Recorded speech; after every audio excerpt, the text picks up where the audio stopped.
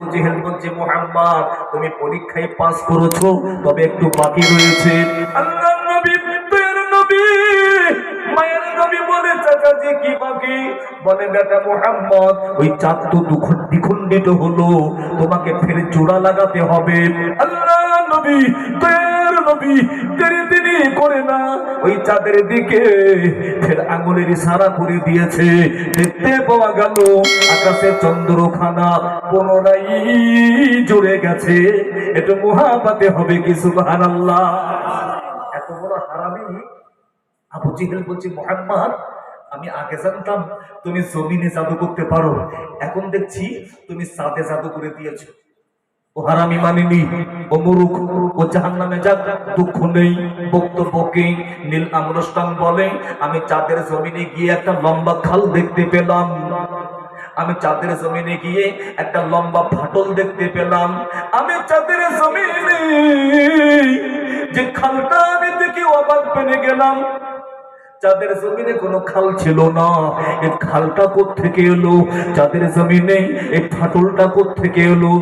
আমি রিসার্চ শুরু করে দিয়েছি, আমি গবেষণা শুরু করে দিয়েছি, আমি বুঝতে পেরেছি চাঁদের জমিনে খালটা, চাঁদের জমিনে এই যে ফাটলটা, এটি অন্য কিছু না, এটি হলো মুসলমানদের নবীর আঙুলের কারিশমা।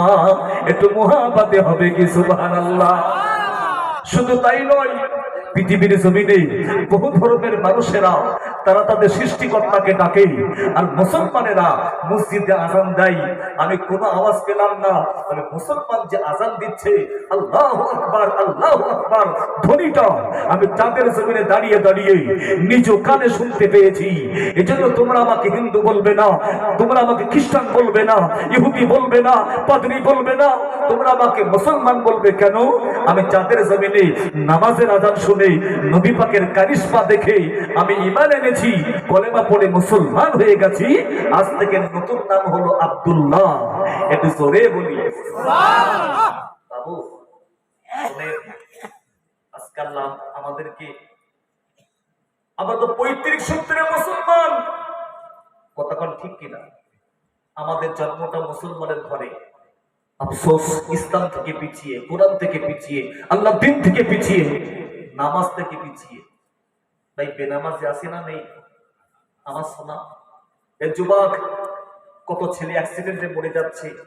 এই যে করোনা হয়ে গেল, কত ব্যক্তি চলে গেল। আল্লাহর তরফ থেকে এটা আযাব, পৃথিবীবাসীর জন্য আযাব। ভাই আমরা হাদিসে পড়েছি, একটার পর একটা, একটার পর একটা আল্লাহ ধরবে দেবে পৃথিবীতে, ওরা নামও খুঁজে পাবে না, মেডিসিনও বার হবে না। এই জন্য তো বলেছিল খালি বাজাও, ঘন্টা বাজাও, করোনা পালিয়ে যাবে। ডোজ মারো, ডবল ডোজ দেওয়ার পরে বলছে এখনো করোনা যায়নি, এখনো সমস্যা আছে। পৃথিবীর দুনিয়া শোনেন, পৃথিবীর বৈজ্ঞানিকদের বৈজ্ঞানিক, তারা আজকে এই মেডিসিন আবিষ্কার করতে পারেনি, তবে বৈজ্ঞানিকদের বাপ বিশ্বনবী তিনি একটা মেডিসিন বলে দিয়েছেন। মহামারী যখন আসবে তোমরা দোয়াটি পড়ে নেবে, যে ব্যক্তি খালেস অন্তরে দোয়াটি পড়ে নেবে তার কিন্তু কোনো মহামারী অ্যাটাক করবে না। আমি হাদিসে এসেছে এই দোয়াটা আমি পরে পড়বো, আপনারা সকলে পড়বেন, বলুন ইনশাআল্লাহ। ও ভাইজানেরা, চুপচাপ এখন ওয়াজ শুনতে থাকেন। বাবা আমি আয়াতে কারিমা কি দিয়েছি, ইন্নাস সালাতা তানহা আনিল ফাহশাই ওয়াল মুনকার, নামাজ বান্দাকে গুনাহ থেকে মুক্তি দিয়ে দেবে। ও আমার ভাইজানেরা, কিন্তু দুঃখের কথা একটু বলি, বহু নামাজি রয়েছে এমন বাবা, নামাজ পড়ে চিটিংবাজি করে, নামাজ পড়ে মিথ্যা কথা বলে, নামাজ পড়ে পাপ করে, নামাজ পড়ে বোনের ফারাজ নষ্ট করে, নামাজ পড়ে স্বামীর জানে কষ্ট দেয়, নামাজ পড়ে স্ত্রী হক আদা করে না, নামাজ পড়ে আব্বা আম্মার হক নষ্ট করেছে। এরকম এরকম অপরাধী নামাজি সমাজে আমাদের প্রচুর রয়েছে। ও নামাজি, তোমার নামাজটা আল্লাহর দরবারে কবুল হচ্ছে না। আল্লাহ বলছে নামাজ বান্দাকে পাপ থেকে বাঁচাবে। আমি নামাজ পড়ছি ফের ভি পাপ করছি, এই জন্য নামাজ দায়ী না নামাজি দায়ী? নামাজি দায়ী। নামাজ শুধু পড়লে হবে না, নামাজ ওই রকম নামাজ পড়তে হবে নামাজে খুশু ঠিক রাখতে হবে। নামাজ কেমন পড়বেন? আল্লাহর নবী বলেছেন, সল্লু কামা রাআইতুমুনি উসাল্লি। আমি নবী যেমন নামাজ পড়ি তোমরা ওই রকম নামাজ পড়বে, তবে তোমরা গুনাহ থেকে মুক্তি পেয়ে যাবে। জোরে বলি সুবহানাল্লাহ। ভাই নবী কোন নামাজের কথা বলেছে? কটা হাদিস বলি। বলেন নবী সাল্লাল্লাহু আলাইহি ওয়াসাল্লাম কলা মুআজ ইবনে জাবাল, ইয়া রাসূলুল্লাহ ইয়াউসিনি, হুজুর আমি মুআজ ইবনে জাবাল, হুজুর আপনি আমার জন্য কিছু নসিহত করেন।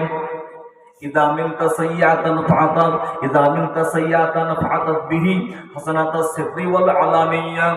আল্লাহর নবী বিশ্ব নবী পাক জবানে জানিয়ে দিয়েছে, বাবা সাহাবী মুআজ যখন পাপ করে ফেলবে, গুনাহ করে ফেলবে, পাপ করে ফেলবে, গুনাহ করে ফেলবে, পাশাপাশি তুমি একটু সমপরিমাণে নেকি করে দেবে।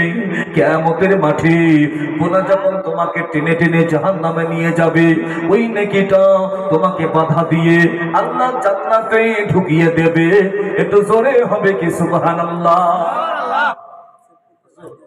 আরেকটা হাদিস বলেন, কলা মুআজ ইবনে জাবাল, ইয়া নবী আল্লাহ আউসিনি, হুজুর আপনি আমাকে আরো কিছু নসিহত করেন। আল্লাহর নবী বলেন, কুল আস্তাহি মিনাল্লাহ কামা তাস্তাহি মিন সালিহি আও জিরানি। ইয়া আমার সাহাবী বাবা, পাপ করতে গিয়ে, গুনাহ করতে গিয়ে প্রতিবেশী ধার্মিককে দেখে ভয় করো, পাপ করতে গিয়ে, গুনাহ করতে যে আমার আল্লাহকে ভয় করো। এই কথাটা কেমন একটু বুঝাই। আচ্ছা, মাহফিলে বসে আছে অনেকে গান শুনে, এমন আছে না? নেই আপনার ভাই? যে ব্যক্তি গান শুনে, ভাই এই মাহফিলে শুধু বসে আছে, অনেকে বিড়ি খায়। আপনার বোঝেন তো নাকি ভাই? যে ব্যক্তি বিড়ি খায়, আচ্ছা বলুন বিড়ি খাওয়াটা হারাম না হালাল? বলুন হারাম। ও ভাই দাঁড়ান, বুঝবেন, আমি হাদিসের ব্যাখ্যা দিচ্ছি। কিন্তু ভাই যে ব্যক্তি বিড়ি খাবে, আমাদের ইমামে আজম হুজুর ফতোয়া দিয়েছে, বাবা বিড়ি খাবে না, এই বিড়ি খেয়ে নামাজ পড়বে না বাবা, এই বিড়ি খাওয়াটা মাকরুহ তাহরিমি, হারামের কাছাকাছি। ইমামে আজম ফতোয়া দিয়েছে। কোথায় দিয়েছে? আমাকে ধরেন, আমি জানিয়ে দেবো। তবে ভাই আপনি বলুন, ইমামে আজম কি মানেন আপনারা? আপনারা কোন ইমামকে মানেন? আরে ইমাম মানতে হবে না? ইমামে মালিক, ইমামে হাম্বল, ইমামে শাফি, ইমামে নোমান বিন সাবিত, যে কোনো একটা ইমামকে অনুসরণ করতে হবে। ভাই আমরা হলাম হানাফি। জোরে বলুন সুবহানাল্লাহ। বাবু এই মত, এই পথ, এই ইমাম মুস্তাহিদদেরকে মেনেছেন ফুরফুরা শরীফ বসিরহাটি আল্লামা রুহুল আমিন রাহমাতুল্লাহ আলাইহি। আরো জোরে বলি সুবহানাল্লাহ। তাই মুশকিল কি জানেন? কঠিন টাইম একটা যুবক ছেলে ঠেলে উঠতে পারে যে হুজুর দাঁড়া, কোরআন মানবো, হাদিস মানবো। ইউটিউবে বহু ওয়াজ শুনে, বহু বক্তা, বহু আকীদার বক্তা রয়েছে যে হুজুর আমরা কোরআন মানবো, হাদিস মানবো, ইমাম কেন মানতে হবে? আমি বলবো ভাই কোরআন মানবো, হাদিস মানবো কেন? নবীকে পাওয়ার জন্যই, আল্লাহকে পাওয়ার জন্যই। আর কসম দিলাম, চ্যালেঞ্জ দিলাম, আপনি কোরআন মেনে, হাদিস মেনে আল্লাহকে পাবেন না, নবীকে পাবেন না। আপনাকে কোরআনও মানতে হবে, হাদিসও মানতে হবে, পাশাপাশি ইসমা কিয়াস ইমাম মুস্তাহিদদেরকে মানতে হবে। জোরে বলুন সুবহানাল্লাহ। একটা প্রশ্ন আছে, ইমাম মুস্তাহিদদের মানবো বা কেন? একটা ব্যাখ্যা দিই। জি, যারা শোনেন, তিনটি প্রশ্ন করি আমি, তিনটি প্রশ্ন করব। যদি উত্তরটা জানা না থাকে আমি দিয়ে দেব। এর উত্তরটা পেলে আপনি বুঝবেন যে এই জন্য আমাদের কি ইমাম মানতে হয়। নাম্বার 1, কুকুর ছাগলের সঙ্গম হয়ে পড়েছে, ছাগলটার একটা বাচ্চা হয়েছে, বাচ্চাটা বড় হয়েছে, মুখটা দেখতে কুকুরের মতো, বাকি অংশ দেখতে ছাগলের মতো, ওকে আকিকা, কুরবানি, জবা করে খাওয়া যাবে কিনা? নাম্বার 2, ইমামে আজমের দরবারে এক মহিলা বলছে, হুজুর আমার স্বামী অত্যন্ত রাগী, আমাকে পানি আনতে বলেছে, একটু দেরি হয়েছে। স্বামী বলছে, বিবি পানি আনতে দেরি হলো কেন? যদি তুই পানি ফেলে দিস 3 তালাক, রেখে দিস 3 তালাক, তুই খেয়ে নিস তাও 3 তালাক। হুজুর আমি কি তালাক হবো? শেষ প্রশ্ন বলছি, পুরুষ মানুষ মারা গেলে 3টি কাফন দিয়া লাগবে, মহিলা মারা গেলে 5টি কাফন দিয়া লাগবে। যদি কোনো হিজড়া মুসলমান মারা যাবে তাকে কটা কাফন দিতে হবে? কোরআন নিয়ে আসেন, হাদিস নিয়ে আসেন, উত্তর নেই। উত্তর পেতে গেলে ইমাম মুস্তাহিদের কাছে আসতে হবে। এনারা বাতিনির চোখটা খোলা আছে, কোরআন হাদিসের সাগরে ডুব দিয়ে ইসমা কিয়াস করে করে এই সমস্যার সমাধান করে দিয়েছেন। বসিরাটি আল্লামা হুজুর বলেছে, আমরা ইমাম মানি, তোমরা ইমাম মানো। আমরা ইমাম মানি। আমি প্রসঙ্গে তিনটি এসছে, যদি উত্তর জানা থাকে দেব না, আর যদি না জানা থাকে আমি নিজেই দিয়ে দেব। ও ভাইয়েরা, আমি যে কথা বলছিলাম, ধূমপান করবেন না আমার সোনা মানি। আমি কিন্তু আপনাদের শত্রু না। এই ধূমপান করাটা বাবা দুনিয়ার জন্য ক্ষতি, ইসলামে ক্ষতি বাবা। আল্লাহ নবী এটা পছন্দ করে না। আগের জমানায় যারা গরুর গাড়ি চালাতো ওদেরকে কি বলা হতো বাবু? গাড়োয়ান। গাড়োয়ান। 1 তারিখে একটা গাড়োয়ান রাতের আধারে গরুর গাড়িটা নিয়ে টুকটুক টুকটুক করে হেঁটে যাই। যেতে যেতে যেতে যেতে গরু গাড়িটা ওই রাস্তা থেকে ঢালে নামতে লেগেছে। গরু গাড়িটা পাল্টে খাবে বলে গাড়োয়ান ওই সময় আল্লাহ দরবারে দোয়া করে, ও রব্বি আল্লাহ, আমি বিপদে পড়েছি, মুসিবতে পড়েছি, তুমি আমাকে মুক্তি দিয়ে দেবে। গাড়োয়ান দোয়া করেছে। দোয়ার পরে দেখতে পেল নুরানি চেহারা বিশিষ্ট একটা ব্যক্তি এসে হাজির। ওই ব্যক্তি বলে, গাড়োয়ান তুমি ওদিকে ধরো, আমি এদিকে ধরি। দুজনা ধরাধরি করে গরু গাড়ির চাকাটা ঢাল থেকে উপরে তুলে দিয়েছে। গরুর গাড়িটা আর পাল্টে খেলো না। একটু জোরে জোরে হবে কি সুবহানাল্লাহ। গাড়োয়ান বিপদ থেকে, মুসিবত থেকে বেঁচে গেছে। ও ভাইয়েরা, এবারে গাড়োয়ান ওই ব্যক্তিকে জিজ্ঞাসা করে, কে আপনি? আপনার পরিচয় কি একটু দেবেন? ওই ব্যক্তি বলে, গাড়োয়ান আমার নাম কি তুমি শুনবে? আমার নাম কি তুমি জানবে? আমি অন্য কোনো ব্যক্তি না, আমি হলাম বিশ্ব নবীর জামাতা হযরত আলী কাররামাল্লাহু ওয়াজহু। একটু জোরে জোরে হবে কি সুবহানাল্লাহ। আমি নবী পাকের জামাই হযরত আলী। ও ভাইয়েরা, ওই গাড়োয়ান আলো তারাই দেখতে পাই দূরে একটা মানুষ দাঁড়িয়ে আছে। এই মানুষটা মাথা থেকে পা পর্যন্ত, পা থেকে মাথা পর্যন্ত নূর আর নূর চমকাই। ওই সময় গাড়োয়ান বলে, ভাই আলী, দূরে যে ব্যক্তিটা দাঁড়িয়ে আছে কে উনি? ওনার পরিচয় কি? ওনার ঠিকানাটা কি? এমন চেহারা মানুষ দেখে না। হযরত আলী বলে, এ গাড়োয়ান, দূরে যে ব্যক্তিটা দাঁড়িয়ে আছে ইনি অন্য কোনো ব্যক্তি না, ইনি হলেন বিশ্ব নবী হাবিবুল্লাহ জনাবে মুহাম্মাদুর রাসূলুল্লাহ। একটু জোরে জোরে হবে কি সুবহানাল্লাহ। ইনি আল্লাহর নবী, ইনি খোদার হাবিব। গাড়োয়ান যেই না আমার নবীর পরিচয় পেয়েছে, গাড়োয়ান দেরি করে না, দৌড়াতে লেগেছে, ছুটতে লেগেছে। দৌড়ে দৌড়ে আমার নবীকে স্পর্শ করবে, আমার নবীকে মুসাফা করবে। কিন্তু নবী আমার দূরে সরে যাই, মুসাফা হয় না। ভাইজানেরা, গাড়োয়ান ফিরে এসে আলীর কাছে কাঁদে, ও বাবা আলী, আমি গাড়োয়ান কি অন্যায় করলাম, কি অপরাধ করলাম? আল্লাহ নবী, বিশ্ব নবী ওখানে এসেছে, আমাকে মুসাফা কেন করে না? ওই সময় আলী বলে, গাড়োয়ান তুমি নামাজ পড়ো, রোজা করো, তুমি হজ করেছো, তুমি দিন শরিয়াতের গোলামি তুমি করো, তবে তুমি শোনো, তুমি দৈনন্দিন ধূমপান করো, বিড়ি খাও, ধূমপান করে এত দুর্গন্ধযুক্ত অবস্থায় আছো। আল্লাহ নবী ওখানে এসেছে, তোমাকে মুসাফা করে না। ভাইজানেরা, কি বুঝলেন? মানুষটা সবই করে, কিন্তু বেটা ধূমপান করে বলে আমার নবী তার কাছে তাকে মুসাফা করে না। ও ভাইজানেরা, আমি কিন্তু আপনাকে গল্প করতে বসি না, আমি নবীর হাদিসের ব্যাখ্যাটা আপনাকে দিতে লেগেছি। আমি আপনাকে বলবো, যে ব্যক্তি ধূমপান করেন, তাই ফুরফুরা শরীফের হুজুররা এসেছে, আবার আজকে ইনশাআল্লাহ আলেম ওলামা অনেকে বিড়ি খেতে খেতে এই হুজুরদেরকে দেখে লুকিয়ে পড়ে। এমন হয় না? হঠাৎ করে হুজুরদের বিড়ি। ও ভাইরা, এই মাহফিলে বসে আছে যুবক বন্ধু, যুবক ছেলে গান বাজায়, গান হচ্ছে গান, গান হতে হতে হঠাৎ ইমাম সাহেবকে দেখতে পেয়েছি। এই আমাদের ইমাম সাহেব আছে, কানটা বন্ধ করে দে, এমন হয় না, হয় না। ও ভাইজানেরা, আল্লাহর নবী, বিশ্ব নবী হাদিসে তাই বুঝাচ্ছেন, ওয়ালাস্তাঈ মিনাল্লাহ কামা তাস্তাঈ মিন সালিহি জিরানিক। পাপ করতে গিয়ে, অন্যায় করতে গিয়ে পীর সাহেবকে দেখে ভয় করো, পীরজাদাকে দেখে ভয় করো, এমনি করে আলেমকে দেখে ভয় করো, ইমাম সাহেবকে দেখে ভয় করো। এই পৃথিবী বান্দা বান্দি, আমি বিশ্ব নবী তোদেরকে জানিয়ে দিই, পাপ করতে গিয়ে আমার আল্লাহকে ভয় করো। একটু জোরে জোরে হবে কি সুবহানাল্লাহ। ভাই, তিনটি হাদিস, এবারে শেষ হাদিস। কলা মুআয ইবনে জাবালিন, ইয়া নবী আল্লাহ ইয়াউসিনি, হুজুর আমি মুআয ইবনে জাবাল, হুজুর আপনি আমার জন্য আরো কিছু নসিহত করেন। কলা সাল্লি সালাতি মুআদ্দাইন কান্নাহা আখিরু সালাতিকা মিনাদ দুনিয়া। এ আমার সাহাবী বাবা, যখন নামাজে দাঁড়িয়ে যাবে, যখন নামাজে দাঁড়িয়ে যাবে, মনে মনে নিয়ত করে নেবে, এটাই আমার জীবনের শেষ নামাজ।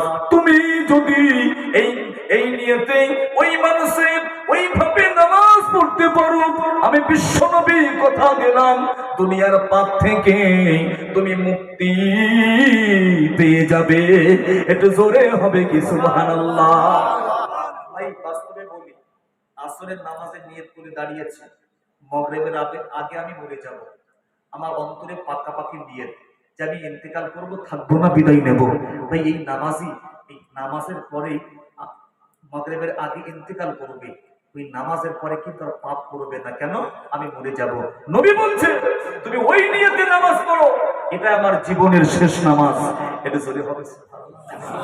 তাই রাত যত ভারী হয় আমি জানি, যত কষ্ট হয়, রাত যত গভীর হয়, বক্তৃতা করা, বক্তৃতা শোনা উভয়েরই কষ্ট। তবু যদি একটু ভাই ভাই একটু জানতে হবে, নারায়ে তাকবীর, মাশাআল্লাহ, আর একটু নারায়ে তাকবীর, আরো জোরে। আমি বলবো নারায়ে রিসালাহ, আপনারা বলবেন ইয়া রাসূলুল্লাহ। নারায়ে রিসালাহ, নারায়ে রিসালাহ, নারায়ে তাকবীর। একবার দুরূদ শরীফ আল্লাহ।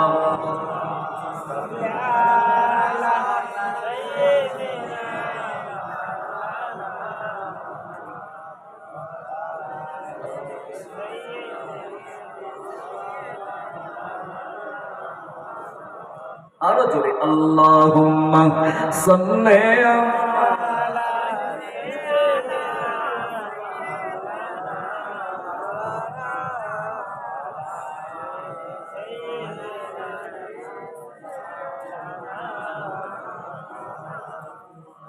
দুনিয়া সুন্দর, মানুষ সুন্দর, দুনিয়া সুন্দর, মানুষ সুন্দর, আসমান সুন্দর, জমিন সুন্দর, সুন্দরী সুন্দরী পাল্লা, জানি না কত সুন্দর তুমি আল্লাহ, জানি না কত সুন্দর তুমি আল্লাহ। এটা জোরে হবে আল্লাহু আকবার। ঝরনা ছুটে চলে একে বেঁকে, পৃথিবী পথে কত ছবি একে, ঝরনা ছুটে চলে একে বেঁকে, পৃথিবী পথে কত ছবি একে, নদীর কালো তানে সাগরে গর্জনে, নদীর কালো তানে সাগরে গর্জনে, ঢেউয়ে ঢেউ দেই পাল্লা, জানি না কত সুন্দর তুমি আল্লাহ, জানি না কত সুন্দর তুমি আল্লাহ। দুনিয়া সুন্দর, মানুষ সুন্দর, আসমান সুন্দর, জমিন সুন্দর, সুন্দরী সুন্দরী পাল্লা, জানি না কত সুন্দর তুমি আল্লাহ, জানি না কত সুন্দর তুমি আল্লাহ। হবে আল্লাহ, চিনতে হবে আল্লাহ। বাগানে ফুটে ফুল রাশি রাশি, রাতের তারা ভরা চাঁদের হাসি, বাগানে ফুটে ফুল রাশি রাশি,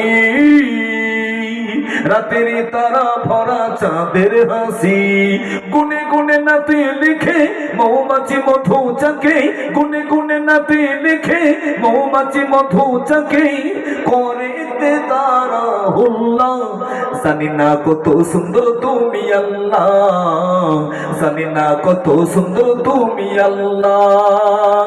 আল্লাহুম্মা জোরে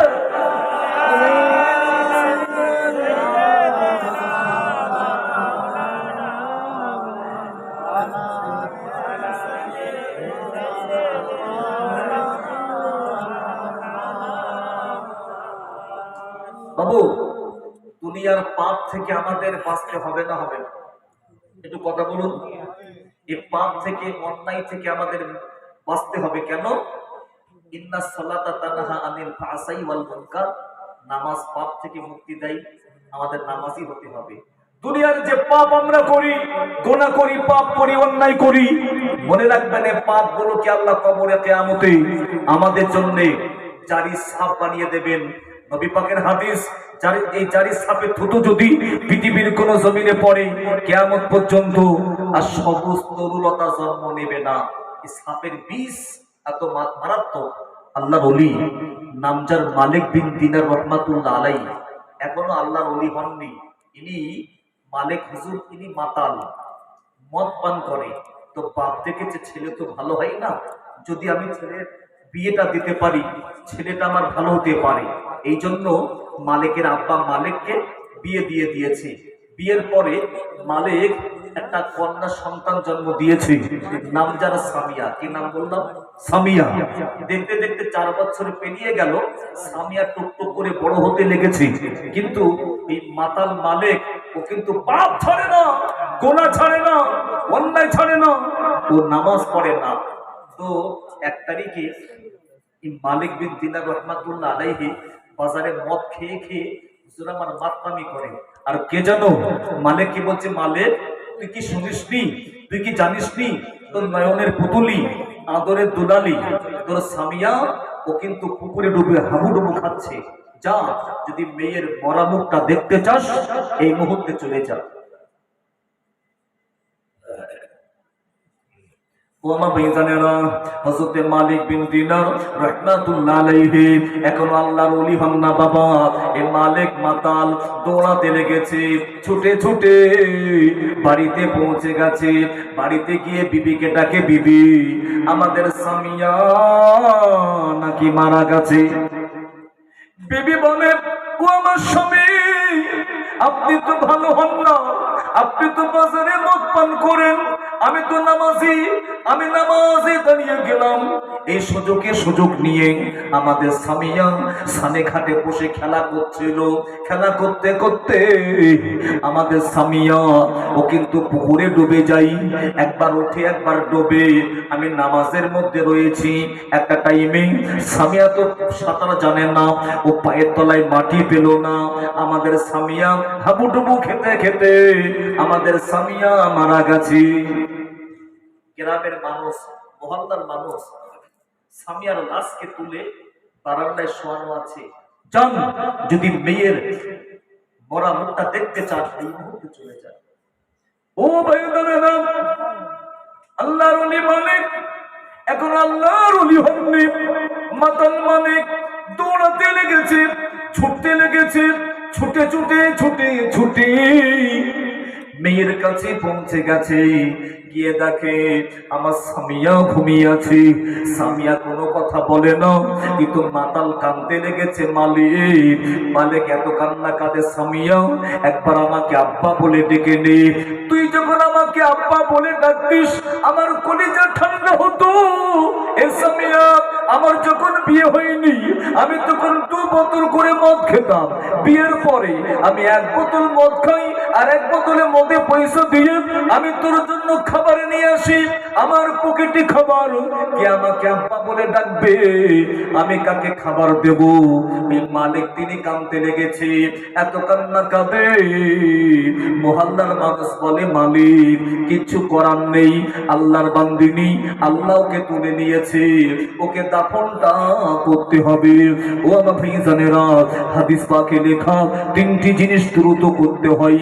নাম্বার 1 হলো, যদি বাড়িতে উপযুক্ত কন্যা মেয়ে থাকে, ওই মেয়েটাকে তাড়াতাড়ি এমনি করে বিয়ের ব্যবস্থা করতে হবে। নাম্বার 2, যদি কোনো ব্যক্তির কাছে ঋণগ্রস্ত থাকে তার ঋণটা তাড়াতাড়ি দিয়ে দিতে হবে। নাম্বার 3 হলো, যদি কোনো মানুষ মারা যাবে ওই মানুষটাকে তাড়াতাড়ি কবরে দাফন করতে হবে। মহল্লার মানুষ বলছে কিছু করার নেই, সামিয়াকে এই মুহূর্তে দাফন দিতে হবে। ও আমার ভাইজানেরা সোনা মানেরা শুনতে থাকেন, আপনার চোখে পানি চলে আসবে। ওই মালিক সামিয়াকে দাফনটা দিয়ে দিয়েছে, কিন্তু মালিক তো মাতাল হলো তো বাপ, মাতাল হলো তো পিতা, ওর দানে দয়া মায়া। এই মালিক কিন্তু থাকতে পারে না, মালিক কিন্তু মেয়ের জন্য কাঁদতে লেগেছে। ওই মালিক এত কান্না কাঁদে, কাঁদতে কাঁদতে মালিক তিনি ঘুমিয়ে পড়ে যায়। তিনি স্বপ্ন দেখতে লেগেছে। কি স্বপ্ন? কিয়ামতের স্বপ্ন। কিয়ামতের মাঠে আমার আল্লাহ তিনি বিচার শুরু করে দিয়েছে। কোটি কোটি কোটি কোটি ব্যক্তি কিয়ামতের মাঠে হাজির রয়েছে। প্রত্যেকের একটাই ভাষা বক্তব্য, ইয়া নাফসি ইয়া নাফসি। আল্লাহ আমাদের কি হবে, ইয়া আমাদের কি হবে। আমি মালিক, আমি চুপটি করে দাঁড়িয়ে আছি, আমিও ভাবি আমার কি হবে। আমি তো জাহান্নামের হুঙ্কার শুনতে পাই, এই জাহান্নামে যেতে পারবো না, কিন্তু আমি মালিক, আমার কানে আওয়াজ এলো, মালিক এই মুহূর্তে পালিয়ে যা, এই মুহূর্তে পালিয়ে যা। কেন? একটা বিরাট সাপ তোর দিকে ফনা তুলে তুলে আসে। এই সাপটা তোকে খেয়ে নেবে, এই সাপটা তোকে মেরে দেবে, তুই এই মুহূর্তে পালিয়ে যা। মালিক ভালো করে তাকিয়ে দেখি, পিছনে ফিরে দেখি, সত্যি সত্য একটা বিরাট সাপ ফনা তুলে তুলে আসে। আমি মালিক, আমাকে মেরে দেবে, আমাকে শেষ করে দেবে। এই জন্য মালিক দৌড়াতে লেগেছে, ছুটতে লেগেছে, ছুটে ছুটে। মালিক কাউকে পায় না, পিছনে তাকিয়ে দেখি ওই সাপটা ফনা তুলে তুলে আসে। মালিক কি ছবল দেবে, মালিককে খেয়ে নেবে, কামড়ে দেবে, কিন্তু মালিক কাউকে পায় না। হঠাৎ এক ব্যক্তিকে পেয়ে গেছে, মাথা থেকে পা পর্যন্ত, পা থেকে মাথা পর্যন্ত নূর আর নূর চমকাই। মালিক বলে, কে গো আপনি? আপনার পরিচয় কি একটু দেবেন? আপনার ঠিকানা কি একটু দেবেন? আপনার চেহারা দিয়ে নূর ঝিকিমিকি ঝিকিমিকি করে, নূর চমকাই কি আপনি? ওই ব্যক্তিটা বলে, মালিক আমি অন্য কোন ব্যক্তি না, এ মালিক আমি হলাম বিশ্ব নবী হাবিবুল্লাহ জনাবে মুহাম্মাদুর রাসূলুল্লাহ। একটু জোরে জোরে হবে কি সুবহানাল্লাহ। মালিক আমি হলাম দয়ার নবী, আমি হলাম মায়ার নবী। মালিক আমার নবীকে বলছে, হুজুর দেখেন না এই সাপটা আমাকে তাড়া করে, হুজুর এই সাপটা আমাকে খেয়ে নেবে, সাপটা আমাকে মেরে দেবে। হুজুর আপনি যে ওমা আরসালনাকা ইল্লা রাহমাতাল লিল আলামিন, আপনি যে মায়ার নবী, দয়ার নবী, হুজুর আপনি একটু আমাকে বাঁচান। আল্লাহর নবী বিশ্ব নবী ওই সময় বলে, এ মালিক আজ কঠিন কিয়ামতের মাঠে আমি তোকে বাঁচাতে পারি না। কেন হুজুর? শাফাত তো আপনি করবেন। আল্লাহ নবী বলে, মালিক পৃথিবীর জমিনে আল্লাহকে তুমি ভুলেছিলে, পৃথিবীর জমিনে আমি নবী আমাকে ভুলেছিলে, আজ কিয়ামতের মাঠে আমি নবী তোমাকে ভুলে গেলাম। মালিক বলছে, হুজুর ভুল হয়ে গেছে।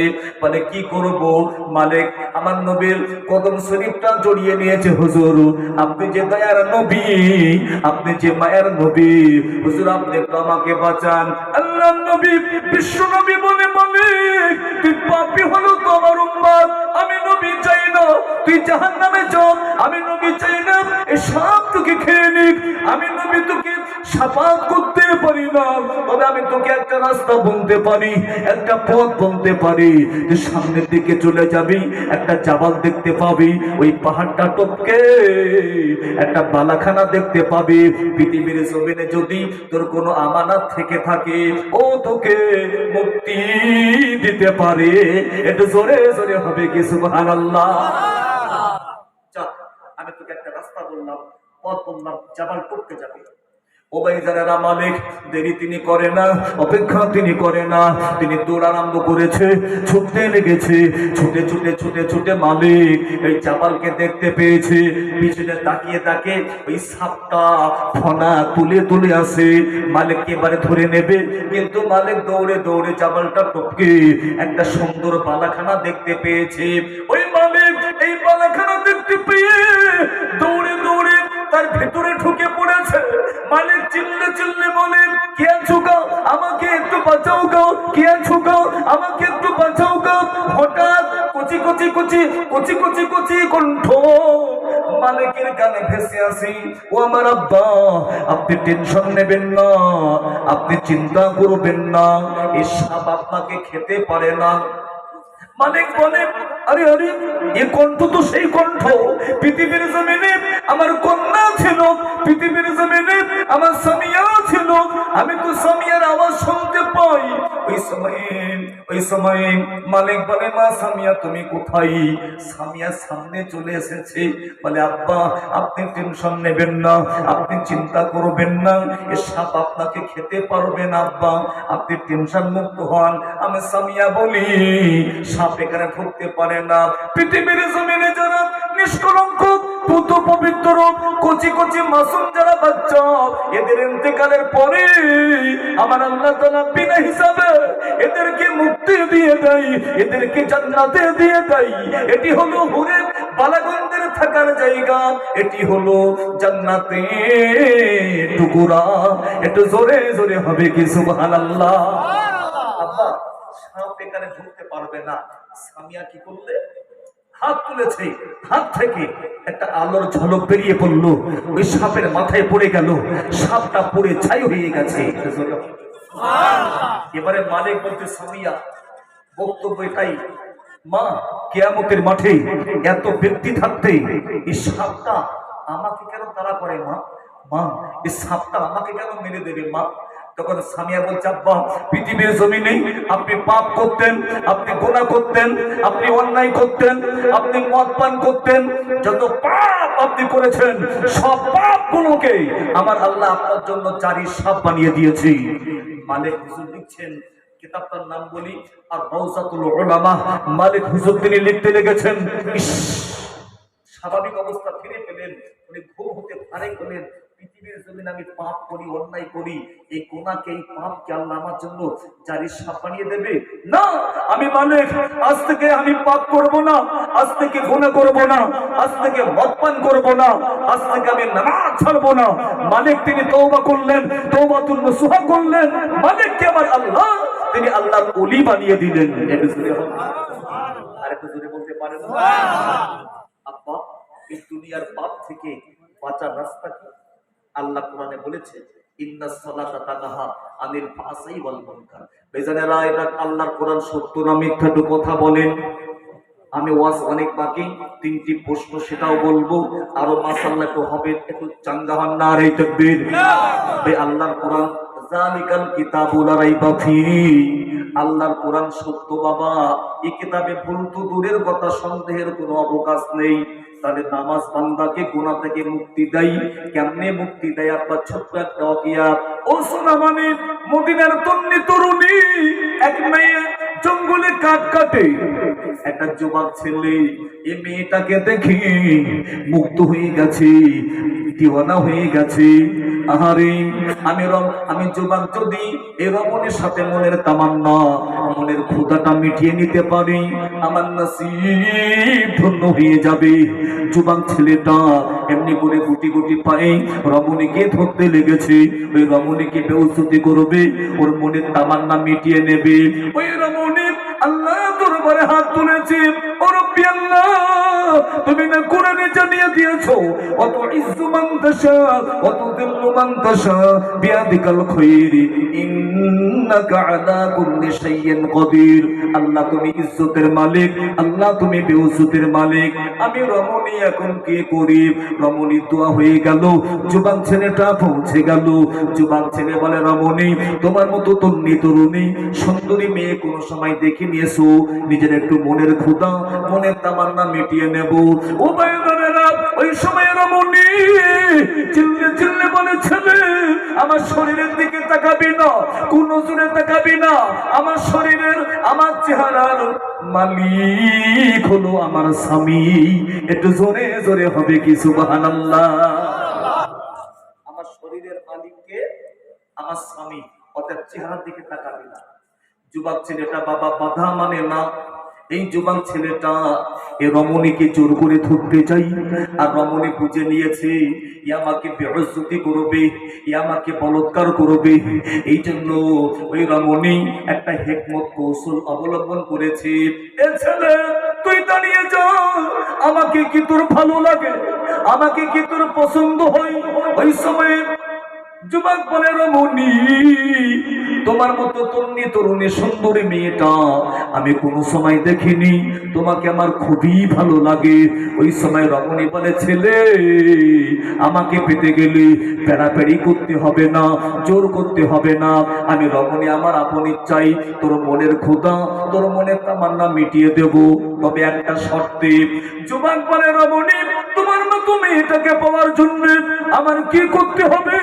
অর্থ, টাকা, সম্পদ তুমি যা চাইবে আমি তোমাকে তাই দেব। ওই সময় রমণী বলে, ছেলে, আমাকে পেতে গেলে অর্থ দিতে হবে না, আমাকে পেতে গেলে টাকা দিতে হবে না, আমাকে পেতে গেলে সম্পদ লাগবে না। এ ছেলে, আমাকে পেতে গেলে তোকে একটু ভালো হতে হবে, তোকে একটু সৎ হতে হবে, তোকে একটু পাপ থেকে মুক্ত থাকতে হবে। তুমি যদি আজ থেকে মসজিদে গিয়ে 41 দিন জামাতের সাথে নামাজ পড়তে পারো, আমি রমণী কথা দিলাম তোর মনের তামান্না, তোর মনের ক্ষুধাটা মিটিয়ে দেব। যুবক ছেলে রাজি হয়ে গেছে। যুবক ছেলে যখন শুনেছে যে কিচ্ছু করা লাগবে না, আমি যদি 41 দিন পাপ না করি আর নামাজ পড়ি, তাহলে ওই মেয়েটা অনিচ্ছাই আমার মনের ক্ষুধা তামান্না মিটিয়ে দেবে। ছেলেটা রাজি হয়ে গেছে।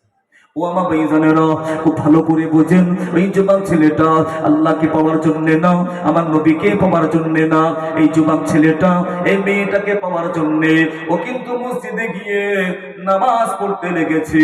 দিন যাই রাত আসে, রাত যাই দিন আসে, দিন যাই রাত আসে, রাত যাই দিন আসে, এমনি করে করে বাবা 41 দিন হয়ে যাবে।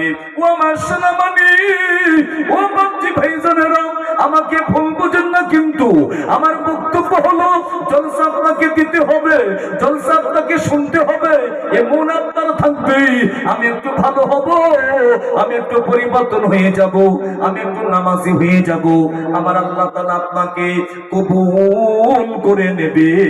একটু জোরে জোরে হবে কি সুবহানাল্লাহ? কিন্তু এদের তামান্না আমাদের থাকতে হবে না? হবে না? আর কতদিন বাঁচবো আব্বা? তাই এই অবস্থায় যাব, কোনো গ্যারান্টি আছে? কোনো গ্যারান্টি নেই। আযাব কি মাফ হবে, জান্নাতে যাবেন, কোনো গ্যারান্টি নেই। আমাদের সেই খোদার ভয় অন্তরে নেই। ভাই, এই ওয়াজটা মনে রাখবেন, 41 দিন পরে কি হয়? তাকবীর তো নারায়ে তাকবীর, আরো জোরসে নারায়ে তাকবীর। ভাই, পরিবর্তন যদি আপনি হতে চান, আল্লাহ আপনাকে ডেকে নেবে, কবুল করে নেবে। জোরে বলুন ভাই, নিজামউদ্দিন আউলিয়া নাম শুনেছেন? হ্যাঁ না বলেন? নিজামউদ্দিন, নিজামউদ্দিন, আমি কোন নিজামউদ্দিনের কথা বলছি? যে নিজামউদ্দিন চোর, যে নিজামউদ্দিন ডাকাত, যে নিজামউদ্দিন 99টা খুন করেছে। কটা?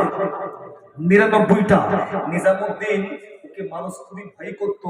নিজামউদ্দিন ডাকাত 1 তারিখে রাস্তায় ডাকাতি করছে দিনের বেলা, ওই পথ দিয়ে হেঁটে আসছে আল্লাহর ওলি হযরত ফরিদউদ্দিন রাহমাতুল্লাহ আলাইহি। তো নিজামউদ্দিন বলছে, এ বুড়ো, ও তো জানে না যে আল্লাহর ওলি মানুষ, বলছে, এ বুড়ো, তোর কাছে কি আছে আমাকে দিয়ে দে। আল্লাহর ওলি ফরিদ হুজুর বলছে, বাবা, যারা নবীর পাগল হয়, আল্লাহর পাগল হয়, এদের কাছে দেওয়ার মতো কিছু থাকে না বাবা, সত্যি সত্য আমার কাছে কিছু নেই। বলছে, আমি হবে না, যদি তুমি আমাকে কিছু না দিতে পারো, আমি নিজামউদ্দিন বলছি আজকে আমি তোমাকে মার্ডার করব, খুন করব, খুন করে আমি 100 খুনের আসামি বেনে যাব, আর তোমাকে খুন করি তুমি বাড়িতে এসে টিফিন করবো, নাস্তা করবো। ও ভাইজানেরা, আল্লাহর ওলি ফরিদউদ্দিন হুজুর বলেছিলেন, বাবা নিজামউদ্দিন, আমাকে মেরে দিবি, আমাকে শেষ করে দিবি, আমাকে মার্ডার করে দিবি বাবা, তবে আমি মারা যাব, মরে যাব, আমি বুড়ো মানুষ পাবো। এ নিজামউদ্দিন, আমি তোর কাছে একটা দাবি করব, তুই কি আমার দাবি মেনে নিবি? নিজামউদ্দিন বলছে, বাবা, আমাকে কেউ দাবি করে না, তুমি কি দাবি করবে, কি খাবে? তোমাকে মার্ডার করব, তোমাকে খুন করে দেব, তোমার কি চাহিদা? ওই সময়ে ফরিদউদ্দিন হুজুর বলছে, বাবা নিজামউদ্দিন, তোর কাছে আমার খাবার দাবি নেই, অর্থের দাবি নেই, বাবা নিজামউদ্দিন, তোর কাছে আমার দাবি হলো তোকে একটু বাড়িতে যেতে হবে। বলে, বাড়ি গিয়ে কি করবো? ও বাবা, আল্লাহর ওলি ফরিদউদ্দিন হুজুর বলছে, এ নিজামুদ্দিন, তোকে বাড়িতে যে তুমি যে পাপ করো, অন্যায় করো, ডাকাতি করো, মানুষকে মার্ডার করো, এ পাপের ভাগী তোর বিবি কি হবে, এ পাপের ভাগী তোর সন্তান কি হবে, তোর ছেলে মেয়ে কি হবে, যাদের জন্য তুমি এত কিছু করো, ওরা কি কিয়ামতে কবরে তোমার ভাগী হয়ে যাবে, এটা তুমি শুনে আসবে। নিজামুদ্দিন বলছে, বুড়ো তুমি খুবই চালাক, আমি বাড়ি যাব আর এই সুযোগে তুমি এমনি করে পালিয়ে যাবে, আমি বুঝতে পেরেছি, আমি যাব না। আল্লাহর ওলি ফরিদউদ্দিন হুজুর বলছে, বাবা যদি তোকে আমাকে বিশ্বাস না হয়, এই গাছের সাথে আমাকে বেঁধে রেখে দে, বাড়িতে যে একবার শুনে আয় বাবা, তোর দাবি আমার। তো নিজামুদ্দিন ভাবে, ঠিক আছে, যখন আমি ওকে পুতুল করবো, মার্ডার করবো, আমি শুনে আসি না, গাছের সাথে আল্লাহর ওলি ফরিদ হুজুরকে বেঁধে রেখেছে। বেঁধে রাখার পরে নিজামুদ্দিন বাড়ি গেছে। বেচারেরা নিজামুদ্দিন বাড়িতে যে বিবিকে বলে, বিবি ও আমার ছেলে মেয়েরা কোথায়, আমার সামনে এসো। বিবি বলে, স্বামী কি তুমি কি নাস্তা করবে? বলে, না না, আমি একটা খুন করবো আজকে, একটা খুন করে 100 খুনের আসামি বেনে যাব, তবে আমি নাস্তা করবো। তবে আমার বিবি ওই বুড়োটা আমাকে একটা কথা বলেছে, আমি সেই কথাটা শোনার জন্য আমি তোমার কাছে এসেছি। বিবি বলে, স্বামী কি কথা? বলে, কথা হলো এ আমার বিবি, এ স্বামী বলছে। নিজামুদ্দিন বলে, বিবি ওই কথাটা হলো, আমি নিজামুদ্দিন তোমাদের সংসারের জন্যই এত ডাকাতি করি, এত চুরি করি, পাপ করি, মানুষ মার্ডার করি, কাল কিয়ামতের মাঠে তুমি কি আমার পাপের ভাগী তো হবে নাকি বলো? বিবি বলে, স্বামী এ কেমন কথা, এমন কথা তুমি তো আমাকে আগে বললে না, যদি বিয়ের সময় বলতে আমি তোমার মতো নিজামুদ্দিনকে আমি বিয়ে করতাম না। তুমি তো আমার স্বামী, সংসারের দায়িত্ব তোমার, তুমি পাপ করবে কি চুরি করবে কি করবে, হারাম কি হালাল খাওয়াবে, সেটা তোমার ব্যাপার, তোমার ব্যাপারে আমি ভাগী হতে পারবো না। একটু জোরে জোরে হবে কি সুবহানাল্লাহ। ও সোনা মানে নিজামুদ্দিন ওর অন্তরে ধাক্কা দিতে শুরু করেছে। বিবি বলে কি, দৌড়ে দৌড়ে ছেলে মেয়েকে ডাকে, ই আমার ছেলেরা, ই আমার মেয়েরা, বাবা আমি তোদের আব্বা, আমি তোদের জন্য এত কষ্ট করি, এত পাপ করি, অন্যায় করি, আমি তোদের জন্যই আমি এত খুন করেছি বাবা, ডাকাতি করে, কাল কিয়ামতের মাঠে এ ছেলে মেয়ে তোরা কি আমার পাপের ভাগী হয়ে যাবে। ছেলে মেয়ে বলছে, আব্বা এ কেমন কথা, তোমার পাপের ভাগী আমরা হতে যাব কেন? তুমি তো আব্বা, দায়িত্ব তো তোমাদের, তুমি আমাদেরকে হারাম খাওয়াবে কি হালাল সেটা তোমার ব্যাপার, কিয়ামতের মাঠে তোমার ভাগী হতে পারবো না। নিজামুদ্দিন যেই না এই কথা শুনেছে, এ নিজামুদ্দিন দেরি করে না দৌড়াতে লেগেছে। বিবি বলে, স্বামী, নিজামুদ্দিন বলছে, বিবি আর শুধু মহব্বত করার দরকার নেই, আমি বুঝে দিয়েছি, এতদিন যা মহব্বত ছিল তোমার আমার সব অভিনয়, শুকনো মহব্বত ছিল, কিয়ামতের মাঠে আমি ধরা পড়বো আর তুমি জান্নাতে যাবে আর আমি জাহান্নামে যাব। আজকে আমার একটা বুড়ো লোক চোখ খুলে দিয়েছে, একটু জোরে হবে, এটা চিনলে হবে না? ও আমার ভাই জানেরা, ওই নিজামুদ্দিন দৌড়ে দৌড়ে দৌড়ে দৌড়ে ফরিদউদ্দিন হুজুরের কাছে গিয়ে হাজির। ও আল্লাহর ওলি, আমার ব্রেনে, আমার জ্ঞানের চোখে আমার এমন কথা কেউ ঢুকাই না, আজকে আপনি আমার চোখ খুলে দিয়েছে, আপনি আমাকে বুঝিয়েছেন, সত্যি সত্য পৃথিবীর জমিনে কেউ কারণ না পাপ নিজের সাথে হয়ে যাবে। আমি নিজামুদ্দিন যা করেছি ও আল্লাহর ওলি, তুমি আমাকে মাফ করে দাও, তুমি আমাকে ক্ষমা করে দাও, আমি নিজামুদ্দিন, আমাকে তওবা পড়িয়ে দাও। একটু জোরে জোরে হবে কি সুবহানাল্লাহ। আমি নিজামুদ্দিন, আমি তওবা করব আর পাপ করব না, মানুষ মার্ডার করব না, আর মানুষকে ব্ল্যাক মানি করব না। তবে হুজুর, আল্লাহ কি আমাকে মাফ করবে? আল্লাহ কি আমাকে ক্ষমা করবে? আমার মতো নিজামুদ্দিনকে আল্লাহ মাফ করবে? আল্লাহর ওলি তিনি মুরাকাবা মুশারায় বসে বললেন, আমি আমার কালবের দিকে মতওয়াজ্জা আছি, এই পদ্ধতি আপনারা জানেন। হুজুর মুরাকাবা করতে করতে বাতিনি চোখ খুলে গেছে, একে চন্দ্র, দুইয়ে পক্ষ, তিনে নেত্র, তিনটি চোখ, বাহ্যিক দুটি চোখ, আরেকটি চোখ হলো আল্লাহর কোরআন বলছে তাতমাইন্নাল কুলুব, ওটি হলো অন্তরের চোখ। একটু জোরে বলি সুবহানাল্লাহ। উবাইদানেরা, আল্লাহর ওলি ফরিদউদ্দিন হুজুর বলছেন, নিজামুদ্দিন, এ নিজামুদ্দিন, আল্লাহ আমাকে ইলহামে জানিয়ে দিয়েছে, এই যে মরা গেছে তুমি আমাকে বেঁধে রেখে দিয়েছিলে, এখানে বসে বসে তোকে তওবা করতে হবে, আল্লাহ দরবারে কাঁদতে হবে। আর যেদিনে জানবি মরা গাছে ফুল ফুটবে, যেদিনে মরা গাছে পাতা ঝরবে, পাতা ফুটবে, ফুল ফুটবে, ওদিনে আল্লাহ তোকে মাফ করে দেবে। একটু জোরে জোরে হবে কি সুবহানাল্লাহ।